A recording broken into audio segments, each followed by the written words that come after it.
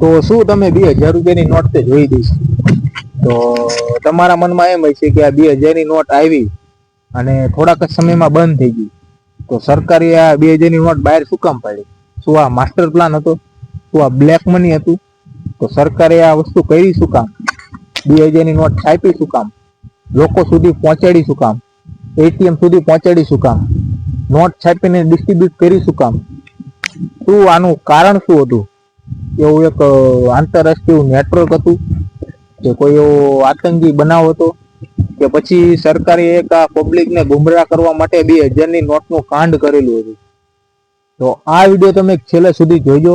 2000ની not શું કામ છાપી, શા માટે બંધ કરી અને એનું કારણ શું હતું, એ બધી માહિતી હું તમને આ વિડીયોમાં જણાવવાનો છું. તો આ વિડીયો તમે છેલ્લે સુધી જોઈજો અને દરેક માહિતીનો તમે લાભ લેજો. જે વ્યક્તિ નથી જાણતા, માહિતીથી વંચિત છે, એ વ્યક્તિઓ માટે ખૂબ અગત્યનો વિડીયો છે. તો જરૂરથી જરૂર આ વિડીયો છેક સુધી તમે જોઈજો. 2000ની નોટ ક્યારે આવી અને શા માટે આવી? તો 2000ની નોટ 2016 રૂપિયાની નોટ 2016 દરમિયાન જે નોટબંધી થઈ હતી, આપણે 500 ને 1000 રૂપિયાના નોટની જે આપણે સરકારે જાહેરાત કરી કે હવે પછીના સમયથી આ નોટ કરન્સી રૂપે આને ઉપયોગ કરવામાં આવશે નહીં. 2016માં જે નોટબંધી થઈ હતી, તો આ નોટબંધી થવાના કારણે લોકોમાં કે રોજિંદા વ્યવહારમાં કે ગમે તે રીતે વેપાર વાણિજ્યમાં પૈસા વાપરવા કે ખર્ચવા કે ધંધો રોજગાર માટે ખૂબ શોર્ટેજ આવી હતી. 500-1000 રૂપિયાની નોટો બંધ થવાના પાછળ સરકારે પછી એક મહત્વનો નિર્ણય લીધો કે હવે લોકોમાં એક મહત્વની નોટ બનાવવી પડશે કે જે 2000ની નોટ સરકારે બનાવી, કે જે મોટી નોટ અને જે વેલ્યુબલ હતી અને જેની કિંમત ખૂબ મોટી હતી, કે 2000 રૂપિયા. સરકારે એટીએમ મારફતે અને દરેક જગ્યાએ આ રીતે 2000 રૂપિયાની નોટનું ડિસ્ટ્રીબ્યુશન કર્યું, નોટોને ફેલાવો કર્યો ધીરે ધીરે. એટીએમમાં ઓછી નોટો નાખવા છતાં એની કિંમત કે એની વેલ્યુ ઊંચી ગણવામાં આવતી. એક નોટ 2000 રૂપિયાની વેલ્યુ. એટલે આ રીતે લોકોને સરળતાથી લોકો પાસે એક મોટી નોટ દ્વારા એક મહત્વની કરન્સી પહોંચી જાય કે જે મોટી વેલ્યુ ગણાતી કરન્સી, કે જે લોકો એનો એક્સેપ્ટ કરીને લોકો એનો મહત્વનો ઉપયોગ કરી શકે. તો સરકારે પછી આ 2000ની નોટ બનાવવા પાછળ કે જે આ કારણ હતું, કારણ કે શું કામ અચાનક 1500ની નોટ બંધી થઈ. પછી લોકો નોટો વાપરવા માટે કે એનો ખર્ચો રોજિંદા જીવન માટે એનો ઉપયોગ કરવા માટે કાંઈક તો પબ્લિકને કરવું ને, કાંઈક કોઈ વસ્તુ મફતમાં તો કોઈ દેવાનું નથી. તો લોકોમાં રહેલી આ મહામારીના કારણે સરકારે 2000 રૂપિયાની નોટ ની બનાવટ કરી કે જે આરબીઆઈ નું કામ હતું. આરબીઆઈ બધી વસ્તુનું કામકાજ કર્યું. આરબીઆઈ એટીએમ દ્વારા વસ્તુને ફેલાવી, નોટોને લોકો પાસે પહોંચાડી. તો અહીં પણ એક જબરદસ્ત ટ્વિસ્ટ આવી ગયો હતો. તો આ 2000 રૂપિયાની નોટ આપણી સામાન્ય માણસો કે જે મિડલ ક્લાસ ફેમિલીમાંથી આવતા હોય અને ગામડામાં રહેતા હોય, તો આ 2000 રૂપિયાની નોટ એ લોકો માટે ખૂબ પીડાદાયક નોટ હતી. હવે સામાન્ય આપણે ગામડામાં જતા હોય તો અત્યારે હાલના સમયની પણ વાત કરી કે જે હાલના સમયમાં જે નવી 500 રૂપિયાની કરન્સી છે, 500 રૂપિયાની નોટ આપણે દુકાને કોઈ જગ્યાએ જઈ તો એને વાપરવી થોડીક મુશ્કેલી ભરી હોય કે આપણે ગામડા લોકોમાં ચલણ બહુ ઓછું હોય પૈસાનું, કે ટૂંકમાં ધંધો બહુ ઓછો હોય, કારણ કે ગામડામાં વસ્તી ઓછી હોવાના કારણે છૂટા મળવા બહુ અઘરી વસ્તુ હોય. તો આ 2000 રૂપિયાની નોટ રહી આપણા માટે ખૂબ પીડાદાયક હતી. હવે રોજિંદા જીવનમાં આપણે 200 રૂપિયાનું, 50 રૂપિયાનું, 150 રૂપિયાનું જરૂરિયાત હોય કે જે રોજબરોજનો ખર્ચો થતો હોય 100-200 રૂપિયાનો, 100 રૂપિયાનો, તો એ 2000 રૂપિયાની નોટ આપણે ખર્ચવી અને એને વટાવી ખૂબ અઘરી હતી. કારણ કે દુકાનદાર આ નોટને લેવા માટે જ રાજીપો નહોતો, એ વ્યક્તિ ના પાડી દીધો. કારણ કે 100-200 રૂપિયાની વસ્તુ માટેને 1700-1800 રૂપિયાના પરત કરવા પડતા. એ જે પરત કરવાની જે એની કિંમત હતી એ બહુ એને અઘરી પડતી. એટલે ટૂંકમાં ગામડાના લોકો માટે અને સામાન્ય વર્ગ માટે આ નોટ રહી થોડીક પીડાદાયક હતી. પરંતુ આ નોટ રહી જે 2000 રૂપિયાની કરન્સી વાળી જે નવી કરન્સી જે સરકારે બનાવી હતી, આ 2000 રૂપિયાની નોટ જે આપણે બ્લેક મની વાળા લોકો છે, પછી કેશ હોલ્ડર છે, ઇનલીગલ કામો કરવા વાળા છે, એ લોકો માટે ખૂબ લાભદાયક હતી. કારણ કે કિંમત વધારે, નોટોનું કલેક્શન ઓછું. કિંમત વધારે, નોટોનું કલેક્શન ઓછું. એટલે આપણે 1 લાખ રૂપિયા હોય તો 50 નોટ હોય તો 1 લાખ રૂપિયા પૂરા થઈ જાય. 2000ની એક નોટ. તો એ રીતે એ લોકોને પૈસા ગમે ત્યાં છુપાવવા હોય કે કોઈ ઇનલીગલ ધંધામાં નાખવા હોય કે પછી કોઈ પણ રીતે કે જે ઇનલીગલ ધંધો કરતા હોય એ લોકો માટે આ 2000 રૂપિયાની નોટ ખૂબ લાભદાયક હતી. તો પછી આરબીઆઈ દ્વારા આ બધી વસ્તુની ચકાસણી કરવામાં આવી.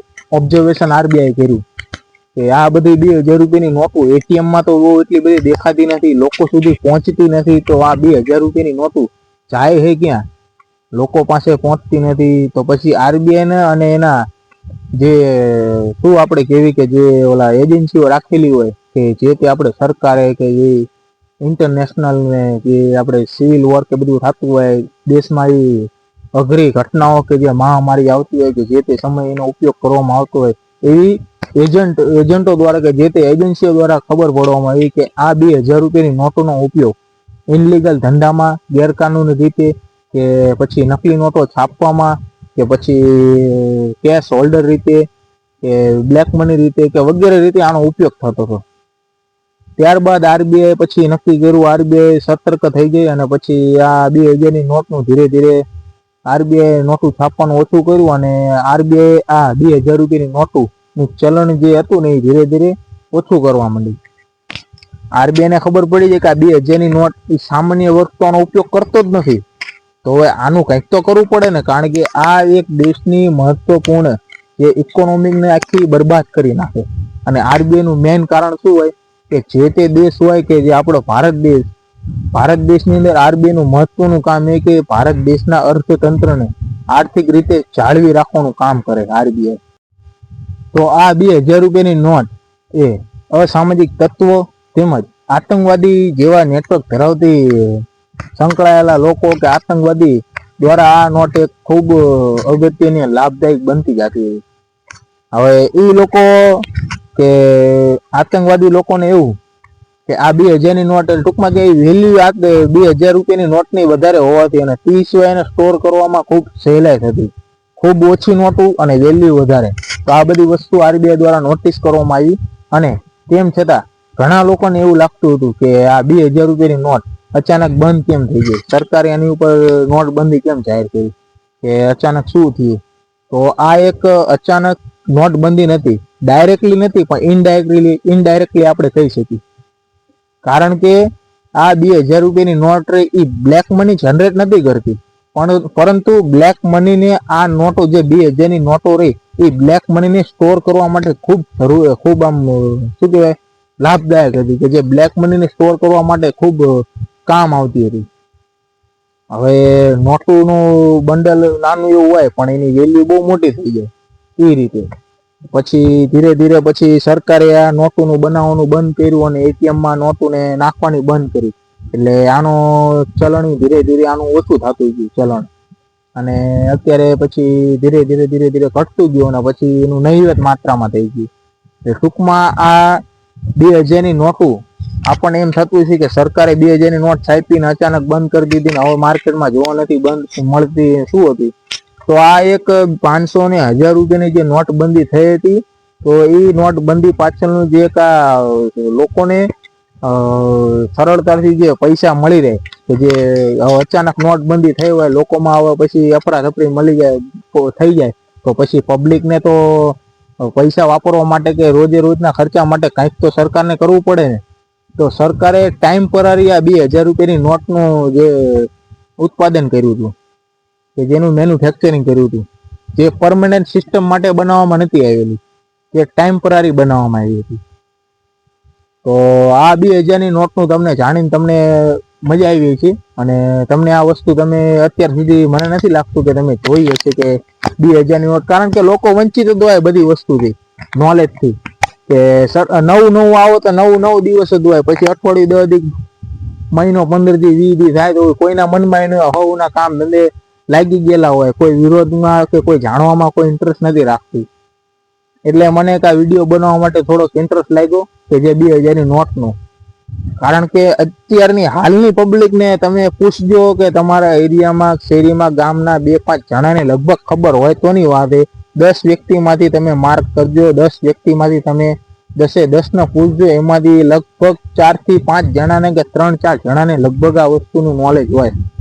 નકર એમ જ કી છે એટલે આપણે હું માય જો બંધ થયો તો આપણા બાપના કેટલા ટકા ભલે ને બંધ થયા 500 ની ચાલુ હોય ને આ બંધ થઈ બીજી આવશે એ વાપરશું આવશે ને જાય છે આવશે ને જાય છે આપણે હું મજા કરો ને યાર એટલે આ બધી વસ્તુમાં પડાય એવું નથી નોલેજ લેવું ખૂબ જરૂરી છે બાકી તમે આ બધું વિડીયો આવું જોશો ને નોલેજ લેશો ને તો તમે આખી જિંદગી વંચિત રહેશો અને તે સિવાય તમારી પેઢીની પેઢી વંચિત રહેશે અને આ જે વંચિતતાથી તમે જે પીડાશો ને એ તમને ભવિષ્યમાં કે તમારી પેઢીને ખૂબ નુકસાન કરશે એટલે આપણો એક હેતુ એવો હતો કે લોકોને માહિતી ખબર પડે બાકી તો આપણો બીજો કોઈ હેતુ નહોતો અને 2000 ની નોટ એક ટેમ્પરરી કરન્સી રીતે એનો ઉપયોગ કરવામાં આવ્યો હતો તે પરમિનન્ટ નથી તો ચાલો મળીએ બીજા આવવાને જોરદાર ઇન્ફોર્મેટિવ વિડીયો સાથે તો ત્યાં સુધી બન્યા રહેજો લાઈક શેર કોમેન્ટ કરજો આપણા વિડીયોને અને મળીએ બીજા નવા વિડીયો સાથે